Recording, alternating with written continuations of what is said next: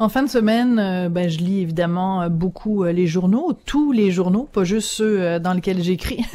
Et je suis tombée sur une phrase dans Le Devoir qui m'a bien fait sourire parce que ça traduisait exactement mot à mot ce que je pense de la situation.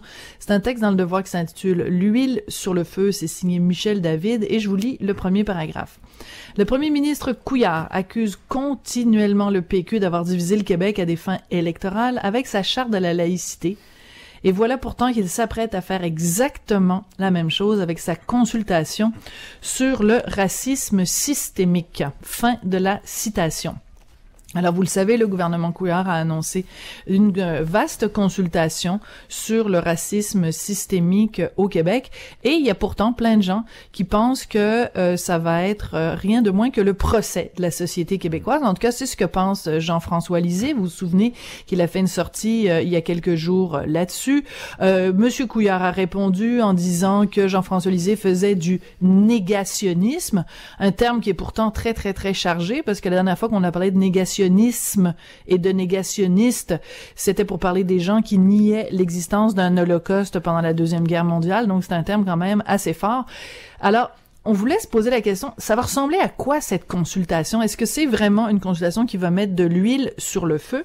Il y a une lettre qui a été publiée dans les journaux la semaine dernière, avec plusieurs signataires, et dans cette lettre-là aussi, on dit que cette consultation va contribuer à nourrir les conflits. Au lieu de célébrer le vivre ensemble, on va se pointer du doigt les uns les autres en disant « Toi, t'es plus raciste que moi. Non, c'est toi qui es le plus raciste. » Parmi les signataires de cette lettre, il y a Simon-Pierre Savard-Tremblay, qui est avec nous en studio à Québec. Bonjour Simon-Pierre. Bonjour Sophie.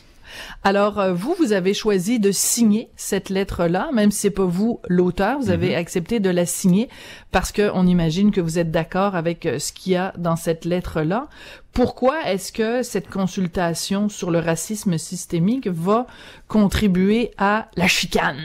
Alors écoutez, vous l'avez un peu dit en introduction. En fin de semaine, j'ai décidé pour le plaisir de faire des petites recherches sur Bouchard-Taylor, et puis j'ai été tombé sur, pour le dire en bon français, ce best-of Bouchard-Taylor qu'Infoman avait fait.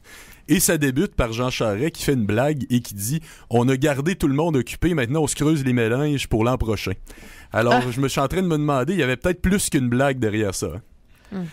C'est comme vous l'avez dit un petit peu en introduction, ça va évidemment occuper les gens. Il y a toutes sortes d'enjeux en ce moment. Il y a Bombardier, il y a les hausses d'Hydro-Québec. Ça a été un mandat assez cacophonique pour le Parti libéral depuis qu'ils sont au pouvoir. Il y a eu un paquet d'événements comme les coupures qui ont suscité beaucoup de colère. Puis là, on est en train un petit peu, à 1 an et demi des élections, de s'apprêter à recentrer le débat autour de cette grande diversion qui s'en vient. Bon, alors pourquoi est-ce que le gouvernement Couillard fait ça? C'est-à-dire qu'on a l'impression que, justement, quand il y avait eu la commission Bouchard-Taylor, il y avait plein de gens qui étaient venus témoigner, qui avaient dit, bon, les accommodements sont déraisonnables, d'autres qui avaient dit, ben non, au contraire, on a besoin de ça pour le vivre ensemble. Après ça, il y a eu tout le débat sur la charte de la laïcité. Est-ce que on devrait porter des signes religieux ostentatoires? Est-ce que dans les garderies, est-ce que les éducateurs, est-ce que les professeurs, les juges devraient porter des signes religieux?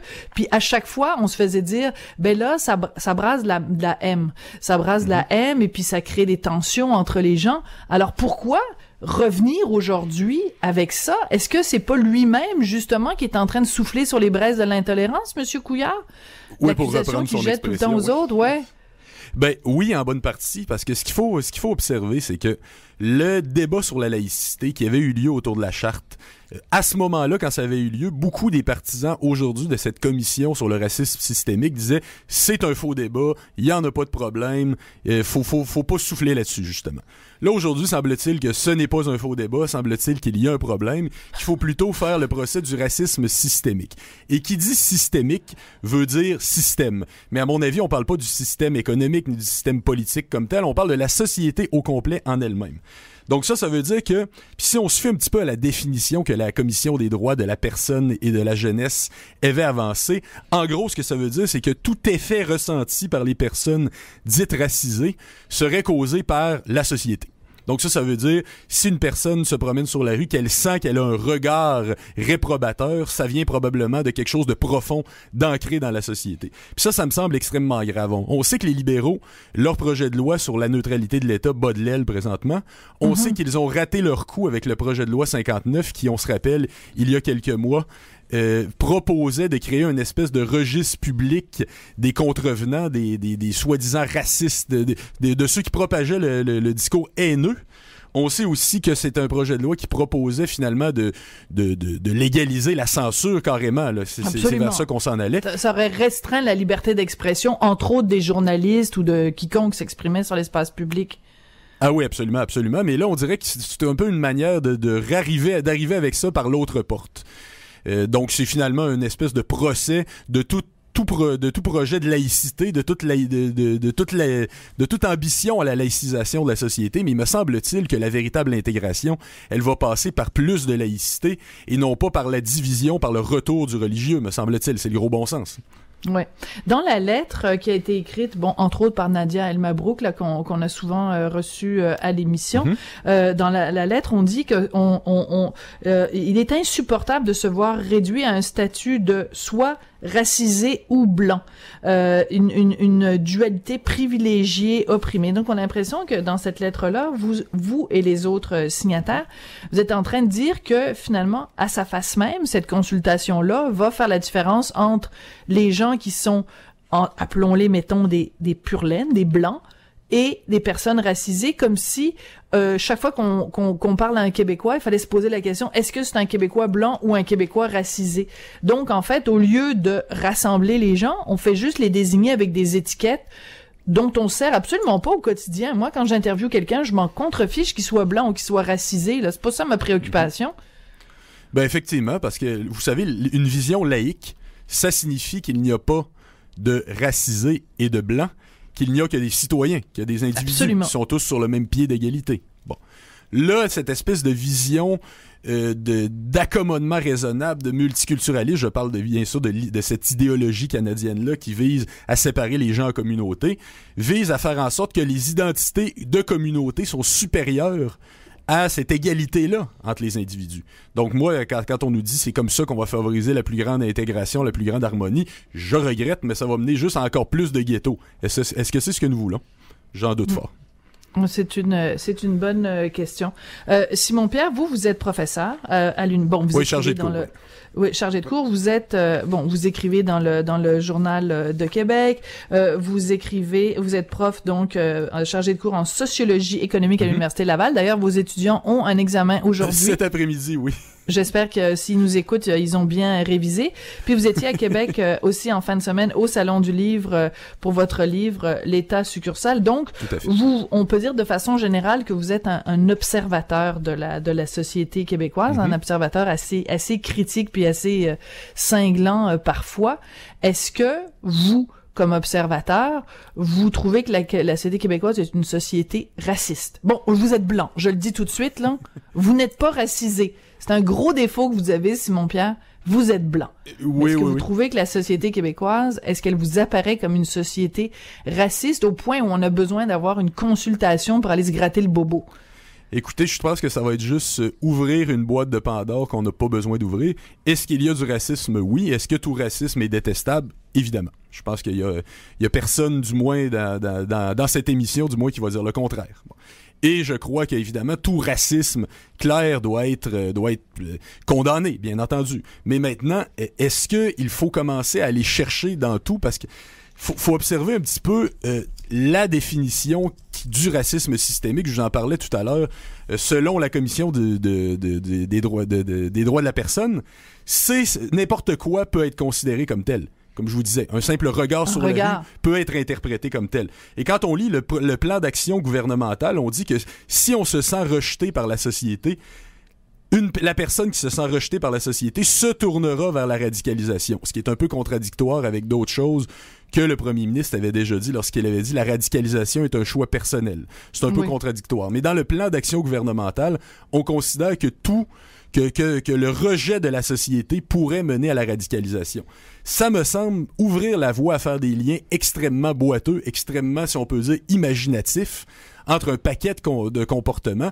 Donc, autrement dit, on pourrait aussi se mettre à bannir toute proposition qui irait dans le sens d'une plus forte laïcité. On pourrait en venir à dire, regardez, ça ouvre la voie vers le racisme. Ça pourrait même ouvrir la voie à la criminalisation, comme c'était un peu le cas de ce que la Commission des droits de la personne avait essayé d'amener avec le projet de loi 59 dans les dernières années, à la criminalisation même de la critique des religions. Et je pense qu'il est le droit de chacun de critiquer une religion. Il est le droit de chacun de même de détester une religion ou de toutes les détester en même temps. C'est un droit fondamental. C'est un héritage, finalement, de nos sociétés démocratiques. Donc, si on se met à commencer à vouloir restreindre ça, je trouve que c'est une dérive extrêmement dangereuse pour l'avenir de la liberté. Oui. Puis les gens, il faut le rappeler, hein, les gens qui vont siéger à cette consultation-là, c'est des gens dont on connaît en grande partie les opinions, des gens qui sont très militants, puis ils ont parfaitement le droit de l'être, mais on a l'impression que on connaît un petit peu à l'avance les conclusions de la consultation, parce que c'est des gens qui sont militants dans un sens, et il y aura peut-être pas énormément de place pour les opinions divergentes. Ben, vous savez, c'est comme un peu Bouchard et Taylor. Au moment où le gouvernement Charest embauche Gérard Bouchard et embauche Charles Taylor, c'est pas des gens qui s'étaient pas fait une tête là-dessus. Il y avait un paquet d'œuvres que ces gens-là avaient écrits. On savait parfaitement à l'avance ce qui allait aboutir de tout ça. On savait parfaitement à l'avance quelle était la pensée des deux commissaires. Et pourtant, justement, c'est un peu une manière, dans le cas à l'époque, c'était une manière d'éteindre un débat. C'était une manière de dire ce débat-là est en train de devenir nuisible politiquement parce que le gouvernement Charest ne voulait pas débattre des accommodements raisonnables. Là, au contraire, dans le cas du gouvernement Couillard, c'est une manière de créer le débat et de trouver une manière de trancher publiquement par une commission, par la parole des experts qui vont finir par nous dire que il y a des idées politiques qui n'ont pas le droit de citer. Et ça, c'est extrêmement grave. Oui. En tout cas, la laïcité va se faire varloper, ça risque d'être de toute beauté. Oui. Écoutez, on n'en a pas terminé de dire c'est de la faute du PQ, c'est de la faute de Harper, c'est de la faute de Trump. On n'en a pas terminé. Oui. C'est ça, ça va être de toute beauté, comme on disait. Simon Pierre, je voulais que vous soyez là ce matin aussi parce que dans votre blog Journal de Québec, vous prononcez sur différentes choses parce que la sociologie économique, ça vous connaît. Puis on le sait, depuis 2 semaines, le Québec est vraiment ébranlé par cette histoire de la hausse des rémunérations des plus hauts dirigeants de Bombardier. Vous avez écrit là-dessus dans votre blog, puis vous avez un point de vue qui est quand même assez différent de tout le monde parce que vous replacez Bombardier dans le contexte de fameux Québec Inc.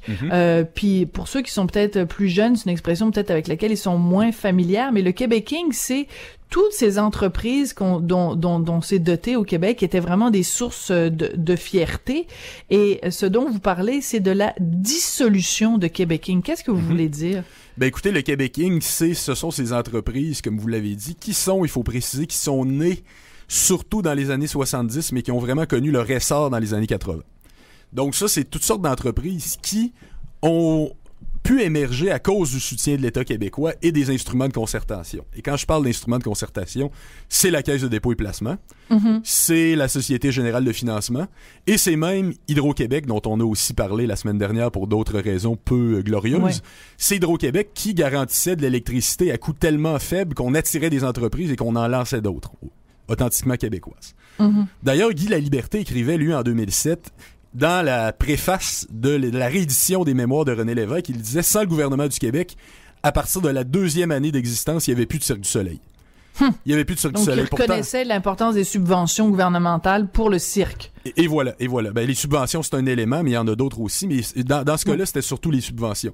Et lorsque ce même Guy Laliberté a vendu le Cirque du Soleil en 2015, pourtant, la plupart des commentateurs disaient « Ce sont des fonds privés, il peut bien faire ce qu'il veut. » Or, c'est pas tout à fait le cas. Ces entreprises-là sont nées encadrées par les institutions publiques. Donc, dans ce cas-là, ce sont des institutions qui ont eu besoin du Québec. Puis, on compte pas le nombre qui ont été vendus dans les dernières années, le nombre de sièges sociaux, que ce soit Saint-Hubert, que ce soit Rona. On se rappelle l'affaire Rona qui a coûté à Jacques Daou sa carrière. Et que Mme Anglade, la ministre du Développement économique, avait qualifié pourtant de transaction bénéfique pour le Québec, étrangement. Alors, que ce soit dans le cas de toutes ces entreprises-là, on a vu que dès qu'elles ont pu émerger, qu'elles ont pu accéder au marché mondial, elles ont tout fait pour s'émanciper de ce Québec-là, comme si c'était ça la promotion sociale ultime, comme si on avait besoin du Québec aujourd'hui, mais que là on est rendu à une autre étape, on peut s'en libérer, on peut s'en défaire.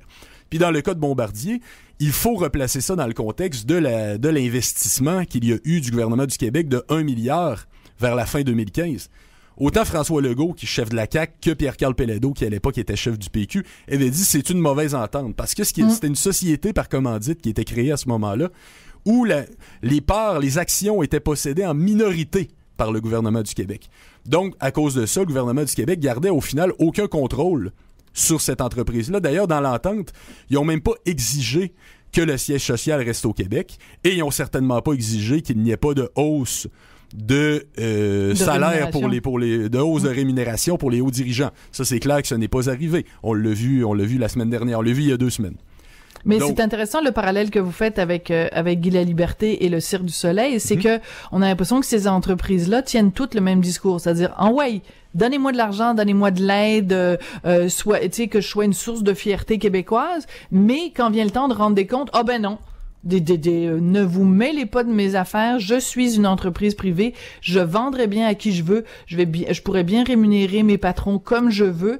On a l'impression que c'est comme un ado qui dirait à ses parents donne-moi de l'argent de poche, envoie-moi dans les meilleures écoles, mais dès que je vais avoir 18 ans, je vais t'envoyer promener, puis je veux surtout plus que tu me rappelles tout ce que tu as fait pour moi, je veux voler de mes propres ailes. Sauf c'est un petit peu choquant là. L'ado comme la compagnie, quand ça va se mettre à aller mal, quand il va être en appartement, il va retourner voir les parents.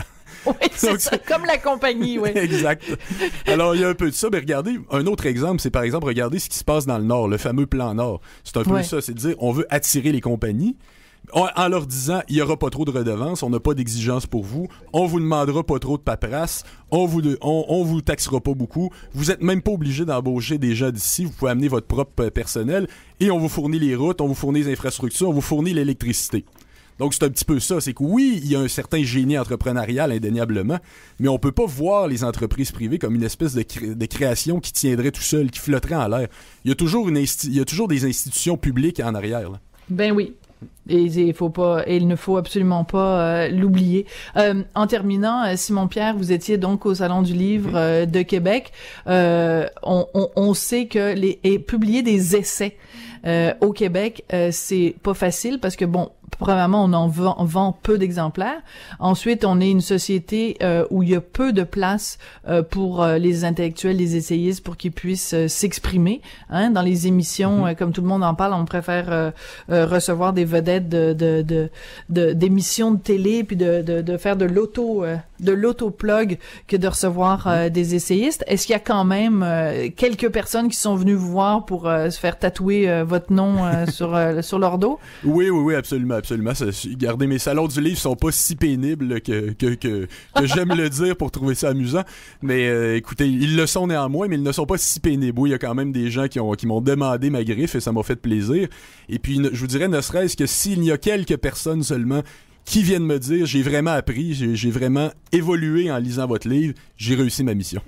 Alors, parlez-nous un petit peu justement de l'état succursale. Quelle est la théorie que vous développez dans cet essai? Écoutez, beaucoup de choses dont on vient justement de traiter dans la seconde partie de cette entrevue, c'est-à-dire autour de cette espèce de classe nationale québécoise, qu'on parle de l'État ou qu'on parle des entreprises privées, qui, une fois arrivés, soi-disant à maturité, se sont empressés d'être infidèles à ce Québec-là, mais c'est surtout sur le détournement de l'État québécois qui a jadis eu une mission de développement, qui a jadis eu une mission de solidarité, vers seulement la protection des intérêts privés, vers le fait qu'il y a une espèce de formule comme ça qui consiste à dire que le succès d'une collectivité, c'est seulement en attirant un maximum d'investisseurs étrangers, puis surtout en n'agissant pas là où ça compte véritablement.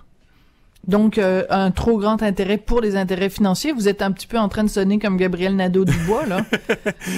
Écoutez, je vous dirais que moi, je ne fais pas dans le slogan, j'ai fait de la recherche.